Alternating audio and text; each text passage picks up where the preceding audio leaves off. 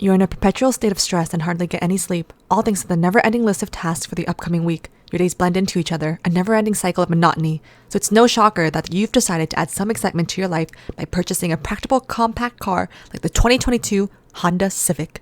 Because who wouldn't want to live on the edge with a sensible car? Am I right? That was pretty much my thought process car shopping last year. What's fun to drive but doesn't break the bank while retaining good resale value. That criteria narrowed the list down quite a bit, and I'd be lying if I said I was juggling many options. I was not.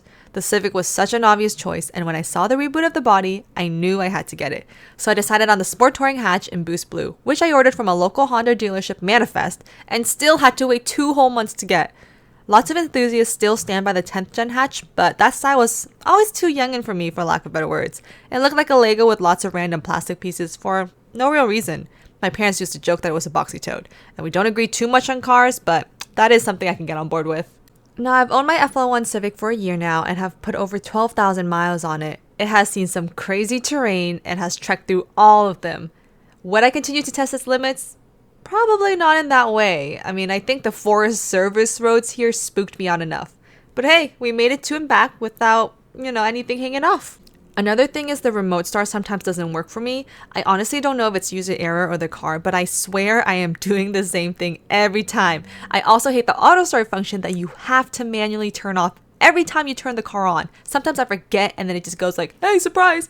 Can someone also explain to me why the US market didn't think we'd need heated steering wheels? I mean, I understand not having heated rear seats because that's actually a luxury, but to not have a heated steering wheel in the highest trim of the car seems a bit skimpy. Like they really gave us the entire Honda sensing suite and lane assist and all that, but not a heated steering wheel? A lot of people have also complained about creaking noises inside the cabin. I haven't experienced that yet, and I'm hoping that I'll never hear it. Although another 20 horses wouldn't hurt, but the car heats up quite fast in the winter thanks to this tiny 1.5-liter turbo. That doesn't mean there's not stuff to dislike about it. For one, the infotainment center gets quite laggy. Sometimes the Bluetooth will disconnect or sound really distorted after a call or if I switch between connectivity modes and apps. Sometimes it doesn't even play even though it's connected. And sometimes it just takes forever to even connect. I also drove the car for over half a year before I realized the real USB ports weren't even working. I got this car brand new from the factory, remember? I had never even used those rear ports. So when I took it back to Honda, apparently there was an issue with the wiring. They didn't go into detail and I didn't bother asking because it was such a quick fix. But my guess is it probably wasn't even plugged in. When the weather is really cold or after some snow, my braking system and parking sensor always pops up an error message, but it goes away within minutes of warming up the car. It scared me at first, but nothing happened, so I figured it's just some minor issues with temperature calibration or whatever's. And on that note, I have also not had any issues with oil dilution and don't think that issue will affect many drivers unless you live in a really cold place and drive your car like a couple miles a day. Other than that, I don't really have too many cons. They are honestly all minimal things that don't really impact my driving experience and how good the car actually is.